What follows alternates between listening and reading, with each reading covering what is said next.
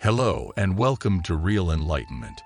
Today, we're going to explore a topic that has puzzled philosophers and thinkers for centuries: the ethics of belief. How do we know what we know? And how can we be sure that our beliefs are justified? This is a topic that is as relevant today as it was in the past, as we are constantly bombarded with information from a multitude of sources. So, join us as we dive into this fascinating and thought-provoking topic. Let's start by defining what we mean by the ethics of belief. This concept was first introduced by philosopher William Clifford in his essay The Ethics of Belief in 1877. He argued that it is morally wrong to believe something without sufficient evidence, and that we have a duty to believe only what is supported by reason and evidence.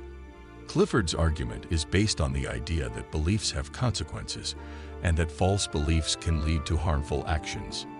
For example, if someone believes that vaccines are harmful and refuses to vaccinate themselves or their children, they may be putting themselves and others at risk of contracting a preventable disease.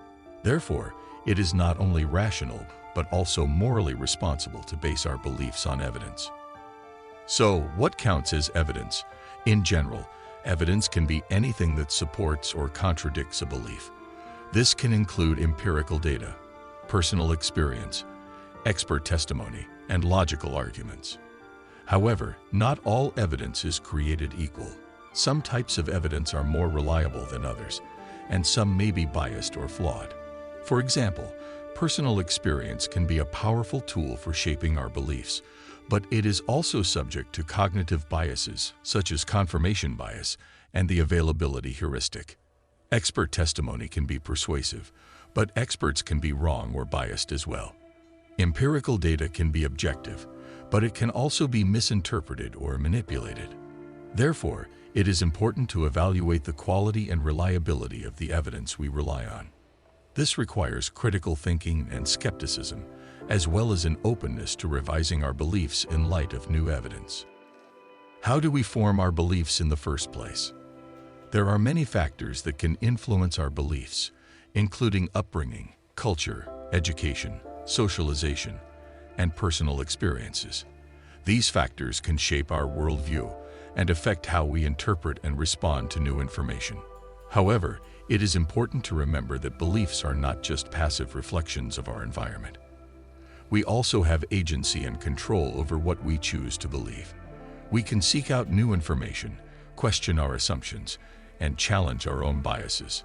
Furthermore, belief formation is not a one-time event. Our beliefs are constantly evolving and changing as we encounter new evidence and experiences. Therefore, it is important to remain open-minded and flexible in our thinking. Beliefs are not just products of reason and evidence. They are also influenced by emotion. Our beliefs can be shaped by our desires, fears, hopes, and values. Emotions can affect how we interpret evidence, and they can also motivate us to act on our beliefs. However, emotions can also cloud our judgment and lead us to believe things that are not supported by evidence. For example, someone who strongly identifies with a political ideology may be more likely to believe information that confirms their worldview and dismiss information that contradicts it. Therefore, it is important to be aware of the role of emotion in belief formation and to strive for emotional balance and self-awareness. This means acknowledging our emotions without letting them override reason and evidence. One of the challenges of the ethics of belief is the recognition that there are limits to what we can know. Some questions may be beyond the reach of human understanding, and some types of knowledge may be inaccessible or uncertain. For example, questions about the meaning of life, the nature of consciousness, and the existence of God may not have definitive answers. Furthermore, scientific knowledge is always provisional, and new discoveries may overturn old theories. Therefore, it is important to acknowledge the limits of our knowledge and to be humble in our beliefs. This means recognizing that we may not have all the answers and being open to the possibility of being wrong. Given the complexity and uncertainty of many issues, it is important to engage in dialogue with others to better understand different perspectives and to refine our own thinking. Dialogue can help us to identify flaws in our reasoning, to challenge our assumptions, and to learn from others. However, dialogue can also be challenging, as it requires us to be open-minded, respectful, and willing to listen to others' perspectives. It can be difficult to engage with people who hold views that we strongly disagree with, but it is important to approach these conversations with an attitude of curiosity and a willingness to learn. So, how can we apply the ethics of belief in our own lives? Here are some tips. Seek out diverse perspectives. Read and listen to a variety of sources, including those that challenge your beliefs. Evaluate evidence critically.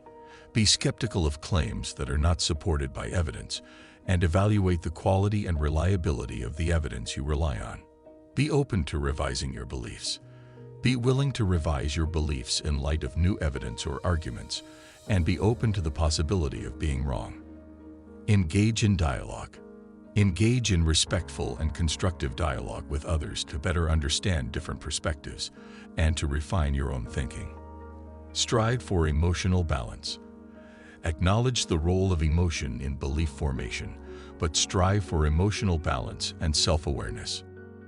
In conclusion, the ethics of belief is a complex and important topic that requires careful consideration and reflection. By striving to base our beliefs on reason and evidence, while also being aware of the limits of our knowledge, we can cultivate a more rational and responsible approach to belief formation.